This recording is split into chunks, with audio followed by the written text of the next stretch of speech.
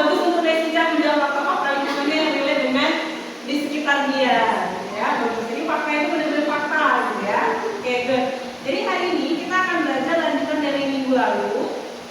Jadi hari ini kalian akan menjadi ilmuwan. Minggu lalu kan kita mencari kan, mencari fakta-fakta perubahan lingkungan. Nah, hari ini kalian juga akan menjadi ilmuwan, akan melihat kenapa sih kok tadi Nestica bilang bumi itu menjadi panas itu kenapa? Nah, nanti kalian akan bekerja secara kelompok, kemudian nanti akan mencari alasan atau mencari hal di balik semua itu terjadi itu kenapa, ya. Jadi ada dua tujuan pembelajaran kita hari ini. Yang pertama adalah kalian mampu mendeskripsikan efek rumah kaca, kemudian bisa menganalisis hubungan antara efek rumah kaca terhadap keberlangsungan makhluk hidup dari ekosistem.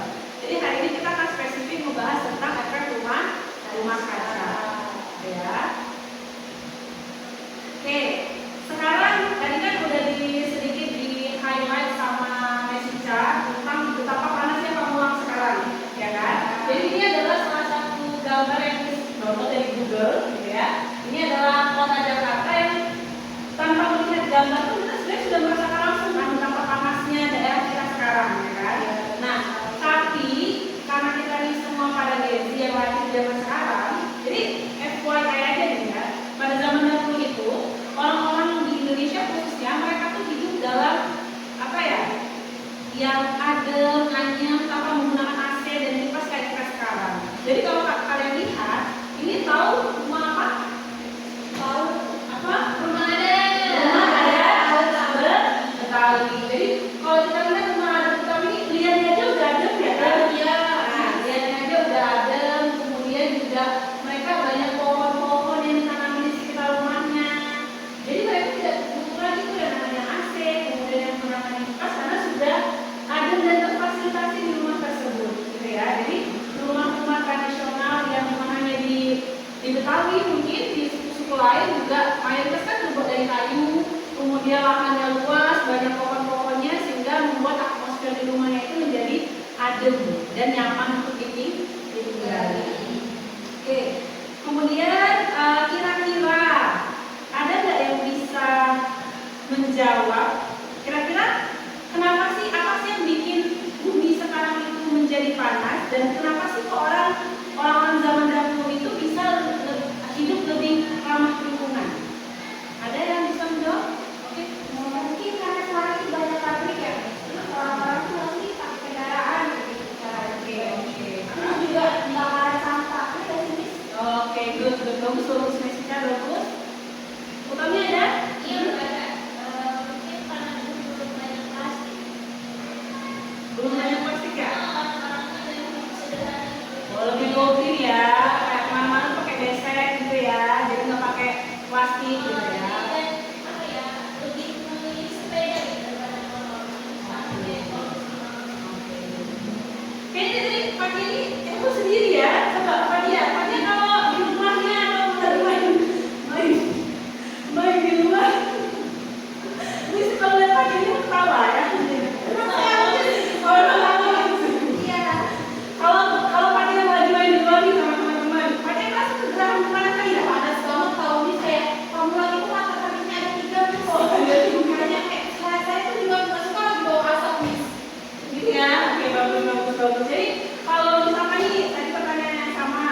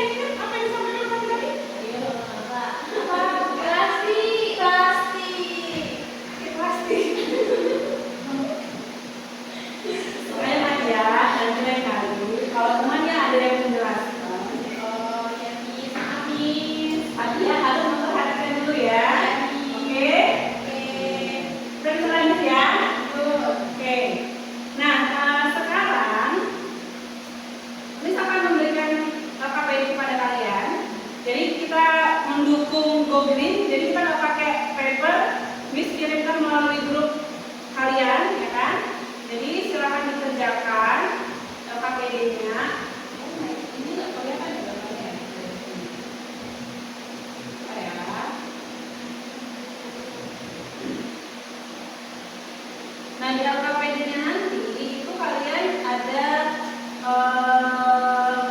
beberapa pertanyaan yang harus kalian jawab ya. Jadi kalian nanti akan melakukan uji coba atau percobaan menggunakan Red Colorado. Jadi ini sudah dikirimkan kepada kalian kan? Jadi silakan nanti dibuka Red Colorado-nya, kemudian di start. Nah nanti ini adalah simulasi dari efek rumah kaca itu sendiri. Jadi nanti silakan dicoba. Nanti mungkin karena waktunya terbatas, hanya satu kelompok yang nanti akan presentasi ke depan. Baik ya. Sudah harus presentasi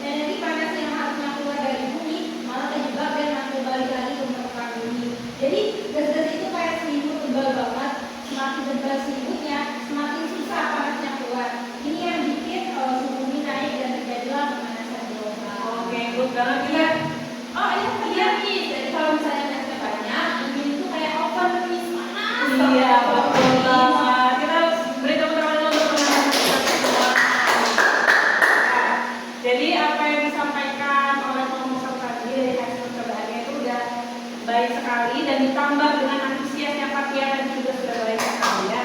Jadi sedikit bisa akan menjelaskan tentang efek rumah kaca itu ya. Oke. Jadi biar pemahaman kita tuh sama semua. Meskipun tadi kalian sudah mencoba, tapi ini perlu menjelaskan pengetahuan kita ya.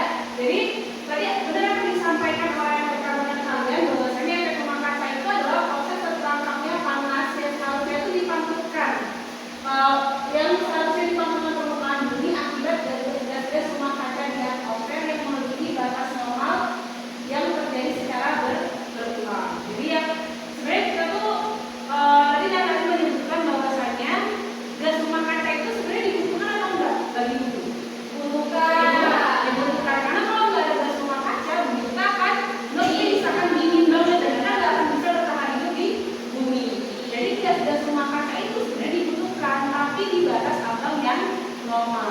Kalau udah over kayak sekarang, kayak tadi kita bilang ada kebakaran, ada pabrik, apa dan segala macamnya, itu akan menambah volume dari si gas rumah kaca itu, sehingga yang seharusnya radiasinya itu terus ke atas sehingga dia terperangkap dalam bumi. Ya misalkan nih suhu normal bumi itu anggaplah 18, karena terperangkapnya radiasi tadi, jadi dia meningkat dari 33, 30 dan seperti yang kita rasakan sekarang ya, begitu panas yang mengulang Tangsel Indonesia dan sekitarnya, gitu ya.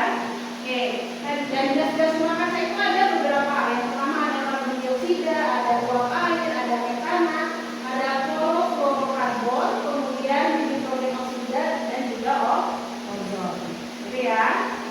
Nah ini gambar simulasi tadi, mungkin dari simulasi yang saya lakukan itu lebih jelas ya.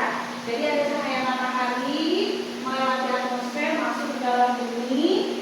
Nah, jadi kalau ada gas rumah kaca dia terpantulkan masuk lagi ke dalam bumi sehingga panasnya itu terperangkap di dalam bumi. Oke ya? Oke, pahami ini? Oke, memutuskan ya Pak Kiai memang semangatnya itu menggora. Nah, bagus. Oke, sekarang kita ke akhir. Siapa di sini yang bisa menyimpulkan dari apa yang sudah kita pelajari hari ini? Sudah kalian coba, kemudian apa yang bisa kalian simpulkan? Ada yang mau menyimpulkan? Oke, boleh sebelum. Dari pembelajaran kita hari ini, saya mendapatkan pengetahuan baru bahwa efek rumah kaca itu adalah proses di mana panas matahari itu terperangkap di dalam bumi karena adanya gas-gas rumah kaca yang berlebihan. Oke, bagus sekali Semeni. Ada lagi yang mau